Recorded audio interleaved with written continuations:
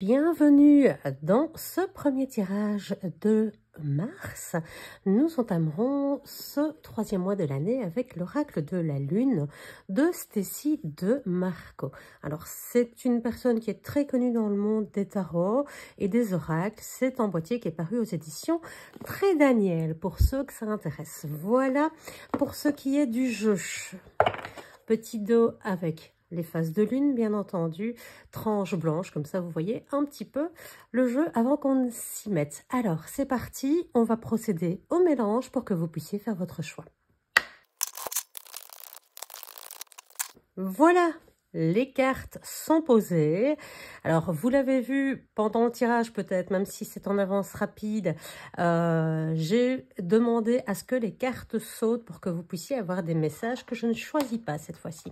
Nous avons donc le numéro 1, 2, 3, 4 et 5 pour cette première semaine du mois de mars. Je vous laisse faire votre choix. C'est parti. On retourne la carte numéro 1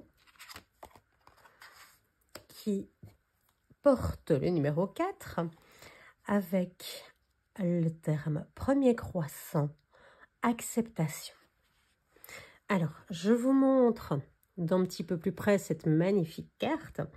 L'acceptation de ce qui est, alors l'acceptation du changement, l'acceptation d'aller vers un avenir nouveau qu'on ne connaît pas encore, hein, on voit qu'on est dans le noir, qu'on est dans l'univers, que tout est possible, on a l'idée de création et puis d'entamer, de donner d'énergie, d'aller faire un mouvement, puisque ça me fait un peu penser à la citation d'Hermès Trismégiste, tout ce qui est en haut est comme ce qui est en bas et tout ce qui est en bas est comme ce qui est en haut, à savoir eh bien que microcosme, macrocosme se ressemblent et finalement s'entremêlent. Voilà, alors que nous dit cette carte? Eh bien, peut-être de regarder un petit peu notre vie actuelle, voir si eh bien, tout nous convient, si on accepte la situation telle qu'elle est, ou si on veut y mettre peut-être plus d'amour, plus de liberté, plus de rêves. Qu'est-ce que nous souhaitons réaliser? Dans quoi on a envie de mettre finalement un petit peu cette impulsion pour retrouver peut-être quelque chose qui nous ressemble plus, quelque chose qui, voilà, qui est plus nous. Alors après, il faut accepter qui l'on est au départ pour pouvoir arriver à améliorer son avenir, à améliorer sa vie, à améliorer son être. Et pour tout cela, eh bien, simplement, moi, je vous propose de fermer les yeux et de vous poser la question à vous-même, qui je suis maintenant? Est-ce que je l'accepte? Et sinon, qu'est-ce que j'ai envie de voir évoluer? Qu'est-ce que j'ai envie de voir grandir? De quoi je rêve? Éventuellement, qu'est-ce qui me fait mal également, qu'est-ce qui me blesse et qu'est-ce que je n'ai plus envie finalement d'affronter hein, ou de m'illusionner, parce que la carte avec la lune, ça peut être des illusions. Souvent quand il fait noir, on ne voit pas toujours les choses sous un angle exact, puisque la lune a une tendance à déformer un petit peu les perspectives, et puis il fait noir. Et se poser bien la question de savoir eh bien, quelle direction on veut prendre. L'acceptation, c'est eh bien, c'est passer à l'étape suivante. Ça permet de tourner une page, de reprendre le chemin de notre évolution personnelle, d'avancer, pourquoi pas de se réancrer ou de se reconnecter hein, à la force supérieure, à la force divine, à nos messages, à nos synchronicités, les accepter, c'est aussi les entendre pleinement. Oser avancer en confiance, en honnêteté, avec une certaine puissance, hein, cette puissance d'introspection que vous mettez en place. Et puis, eh bien voilà, restez centré sur votre désir, sur la puissance qui est là pour la matérialiser, pour passer finalement au chapitre suivant. Voilà pour ce qui est du premier choix. Pour le deuxième choix, nous avons la carte numéro 38, Abondance. Ça fait un peu penser à l'impératrice dans le tarot.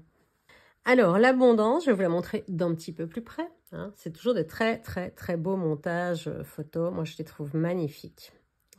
Ces couleurs. Enfin, voilà, ça, c'est très personnel. Lune de la chasse. Alors, la lune d'abondance et de la chasse. Alors, l'abondance, souvent, on va mettre ça à la récolte. Mais ici, on voit l'abondance, surtout, eh bien, de ce qui nous entoure ici.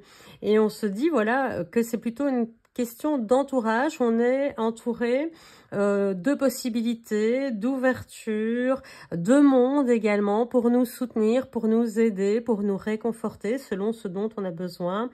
Et surtout, eh bien, c'est se dire, eh bien, cette forêt luxuriante là qui entoure tout ce monde, elle est suffisante pour procurer nourriture, bien-être et tout ce qu'il faut pour vivre dans la vie et trouver les opportunités.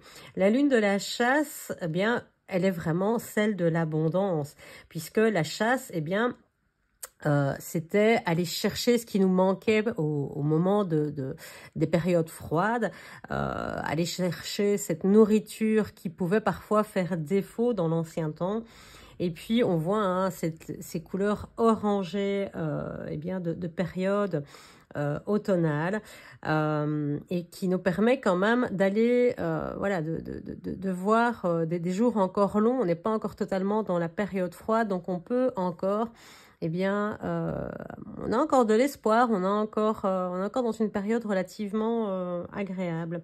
Et puis, si aujourd'hui, on n'a plus besoin de chasser, si on n'a plus besoin d'élever nos poules, nos cochons, nos vaches, ou même notre jardin, puisque nous avons tout ce qu'il nous faut dans les supermarchés, eh bien, ça n'en était pas le cas dans l'ancien temps. Et c'est un retour au réveil, de vous dire, eh bien, écoutez, l'abondance est autour de nous, certes, mais ne gaspillons pas nos ressources, ne gaspillons pas ce qu'on a. Mettez cette période en avant, finalement, eh bien, c'est le moment de profiter pour faire eh bien, un petit peu des récoltes, j'ai envie de dire. Hein. En cas de jour plus froid, en cas de jour plus sombre, eh bien, si l'austérité ou les difficultés viennent à ma rencontre, eh bien, je suis prête à les affronter parce que pendant cette période entre deux, entre l'été et entre l'hiver, eh bien, j'aurais mis en place ce qui est nécessaire. Donc ici, c'est vraiment entre les périodes fastes et les périodes plus compliquées, plus sombres, plus dures,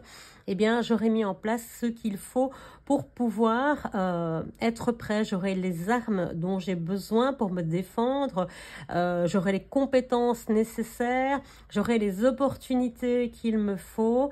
Et puis, eh bien, tout simplement, c'est un cycle naturel. Ça va, ça vient. Alors, on passe tous par ces phases, hein, et c'est tout à fait normal, où les choses vont bien, les choses vont moins bien. Et puis, bah, c'est normal, c'est le cycle de la vie. Et heureusement, eh bien, c'est en perpétuelle évolution. Voilà, pour celui-ci, donc le deuxième choix, nous allons passer au troisième. Avec la carte numéro 7, premier croissant, nourriture. Alors, si je ne me trompe pas, c'est celle-ci qui était en dos de deck quand j'ai montré le jeu en début de vidéo. Alors, magnifique encore montage hein, ici, avec ce croissant de lune un peu effet gruyère, mental. Cet œuf, voilà.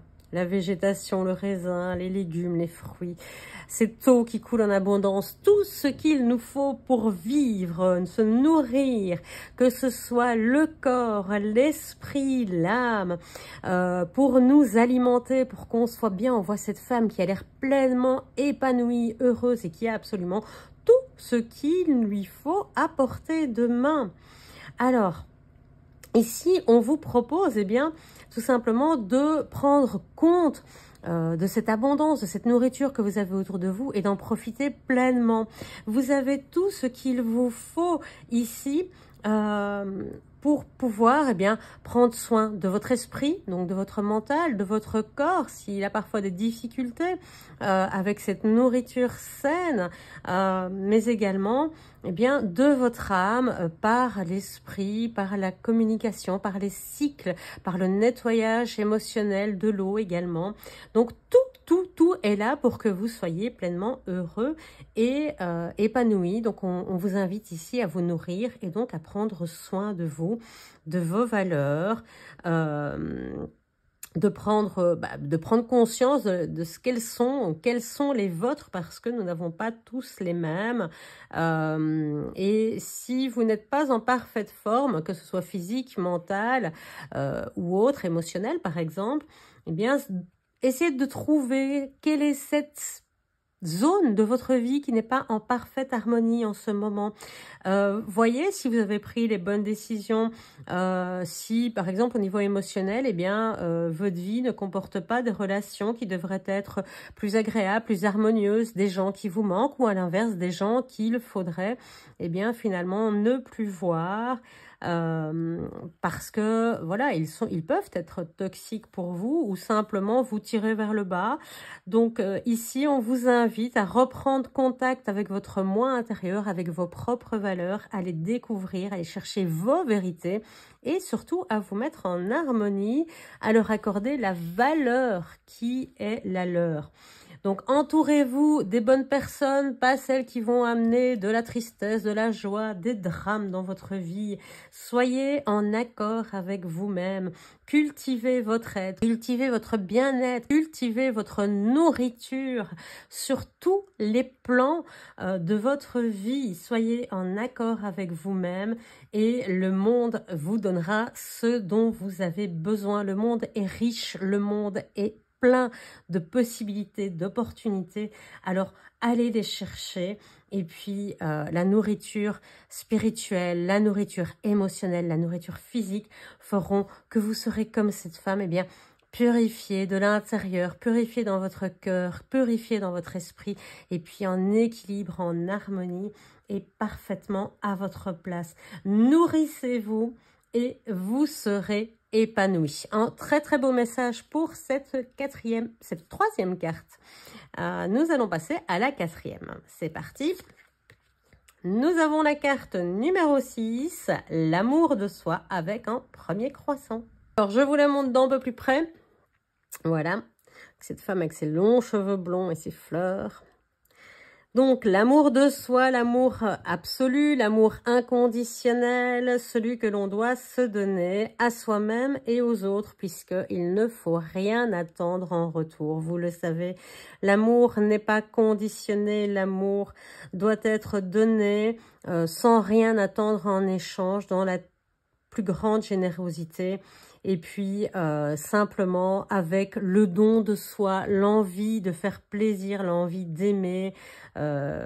C'est quelque chose qui va nourrir, comme la carte précédente, qui va nourrir votre cœur, votre corps et votre esprit. Parce que, vous le savez, quand vous faites un cadeau à quelqu'un, vous aimez voir son visage réjoui. Quand on offre quelque chose, c'est souvent pour faire plaisir à l'autre, mais c'est aussi un plaisir qu'on se donne à soi, puisque on a ce bonheur de partager, on a ce bonheur de voir l'épanouissement, le sourire de l'autre, et puis ce bonheur est contagieux, ce bonheur revient vers nous.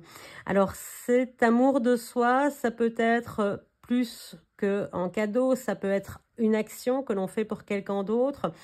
Ça peut être une simple pensée, un simple geste, quelque chose, ça n'a pas besoin d'être grand, ça n'a pas besoin d'être immense, un petit message que l'on envoie, et puis simplement, il n'y a pas besoin d'en faire de trop. L'amour ne demande pas d'excès, il demande une générosité simple. Acceptez qui vous êtes, acceptez comment vous êtes et acceptez vos ressources. Faites en fonction de vos ressources. Si vous voulez faire des cadeaux matériels, pourquoi pas? Est-ce que c'est ceux qui seront le plus appréciés?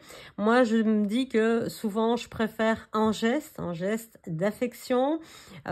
Si vous avez des talents, si vous produisez des choses vous-même, c'est magnifique. Enfin, j'adore recevoir, par exemple, des légumes du jardin de mon papa.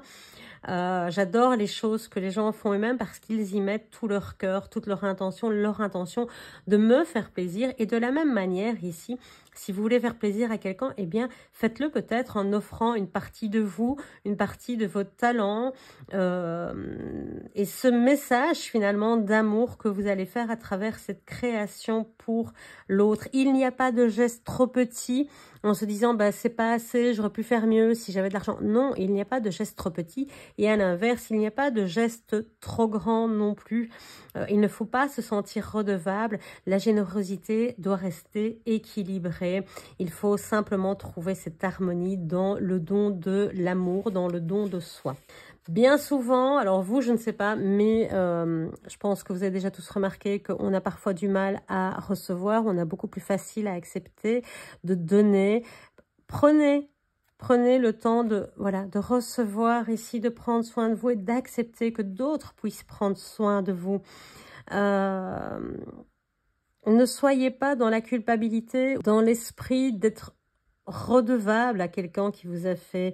L'amour est inconditionnel, il ne demande rien. Arrêtez ce genre de réaction, respirez, acceptez, profitez. Si vous avez besoin d'aide, hein, parce que l'amour de soi, c'est ça aussi, c'est se dire, eh bien là, je dépasse un petit peu ce que je suis capable d'accepter dans la vie, c'est savoir demander de l'aide quand c'est nécessaire, c'est se respecter, c'est s'offrir à soi-même l'amour dont on a besoin, parce que bien souvent, là aussi, c'est difficile de demander. Donc, eh bien, enlacez-vous, acceptez de refuser ce qui ne vous convient plus parce que c'est difficile. Alors, je sais que ça peut paraître bizarre ce que je viens de dire, accepter le refus. Mais accepter de dire non, c'est quelque chose qu'on a difficile. La plupart du temps, on n'accepte pas ce non que l'on donne alors que la personne en face peut très bien l'entendre. Donc, acceptez que vous avez vos propres limites. Souvenez-vous de qui vous êtes. Ne vous comparez pas aux autres. Certains feront mieux, d'autres feront moins bien. Il n'y a pas ici de compétition.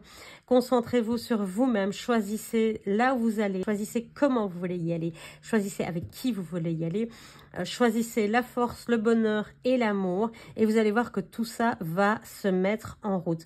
Prenez soin de vous, faites-vous plaisir, offrez-vous des fleurs, enlacez-vous, demandez eh bien, un petit geste d'affection à vos enfants, à votre mari, à votre compagne. Et puis surtout, eh bien, choisissez cet amour sans limite, cet amour inconditionnel pour vous-même, pour les autres et pour celui qu'on vous donne. Choisissez-vous, choisissez d'accepter ce qui est donné. Choix numéro 5. La carte numéro 21, la ténacité. Alors là, on dirait en 10 de bâton en tarot. Je sais, je fais souvent des comparatifs. Alors, la numéro 21, c'est la lune gibbeuse décroissante et elle s'appelle ténacité. Donc, effectivement, rien qu'à ce mot, on sait qu'on va être assez près du 10 de bâton. Cette capacité à persévérer, à aller jusqu'au bout malgré des charges lourdes qui pèsent sur nos épaules, malgré le poids du monde que l'on peut porter parfois.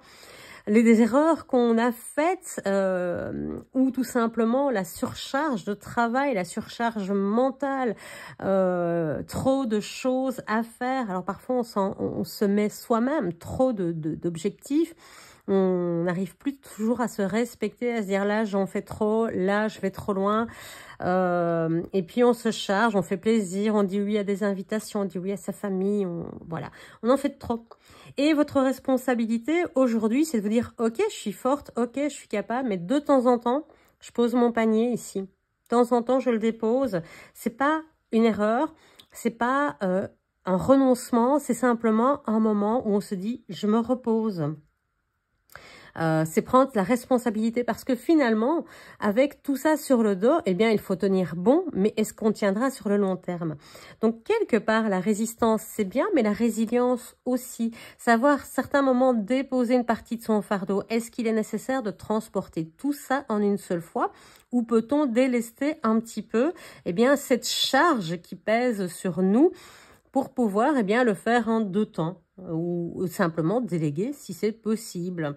Alors, eh bien, ici, on voit hein, cette femme qui continue à avancer, qui montre qu'elle veut y aller, qu'elle n'échouera pas, qu'elle ne s'arrêtera pas en chemin, que souvent, on prend ça vraiment, hein, je le dis, on prend ça pour un échec, alors que pas du tout. La résilience, c'est avoir confiance, c'est avoir foi en nous-mêmes, en notre capacité à se dire, eh bien, oui, je peux le faire.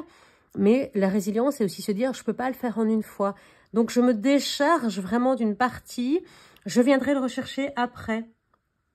Ce n'est pas faire une erreur, ce n'est pas renoncer. C'est simplement se dire, voilà, là, c'est trop. Là, je ne me respecte plus. Et là, si je veux y arriver, il va falloir à un moment donné que j'accepte de me soulager de certaines choses. Alors, vous pouvez continuer sur ce chemin-là, à voir après, évidemment, eh bien, si ça ne va pas amener des douleurs, des déséquilibres, des difficultés, voire des souffrances. Hein. Imaginez un peu, alors les genoux, j'ai envie de dire, de cette personne, alors le dos, les genoux de cette personne qui est là en train de supporter mais vraiment le poids du monde sur ses épaules. Est-ce que ça va la faire grandir? Ça la fait avancer, mais jusqu'où?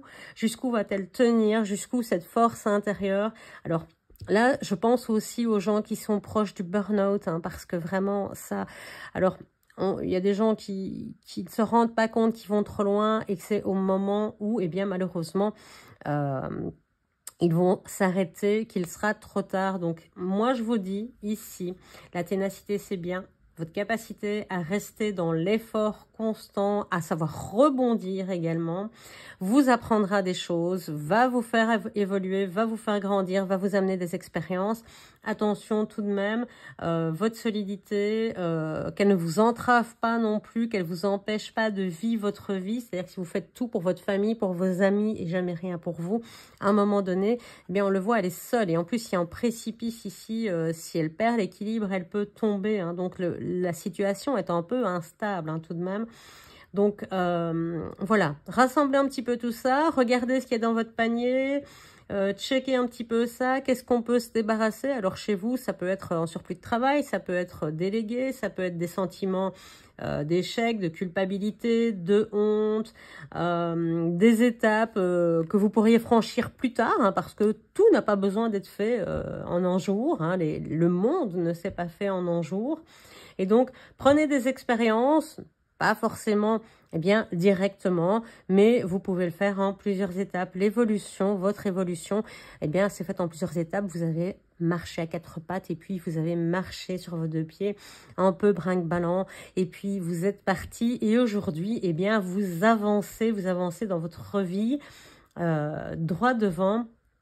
Mais pensez de temps en temps à vous arrêter et puis tout simplement à prendre soin de vous, à exprimer vos besoins parce que c'est cela aussi, hein, pouvoir se délester, c'est aussi exprimer ses besoins à d'autres qui sont là peut-être pour nous aider. En tout cas, attention, ce précipice-là, ne tombez pas dedans. C'est tout ce que je vous conseille et si vraiment, eh bien, ça ne va pas, posez ce sac et reprenez-le après une pause, après un moment de repos. Voilà, j'espère que tout cela vous aura plu. N'hésitez pas à liker si c'est le cas parce que franchement, ça aide la vidéo, ça aide la chaîne, ça aide le référencement. Partagez également si vous avez aimé. N'hésitez pas à la partager sur votre compte Facebook pour me faire connaître parce que voilà, je sais que j'ai une communauté phénoménale et merveilleuse et que vous êtes là au rendez-vous chaque semaine. Eh bien, n'hésitez pas, si ça vous plaît, à le partager. On se dit à la semaine prochaine. À bientôt. Ciao.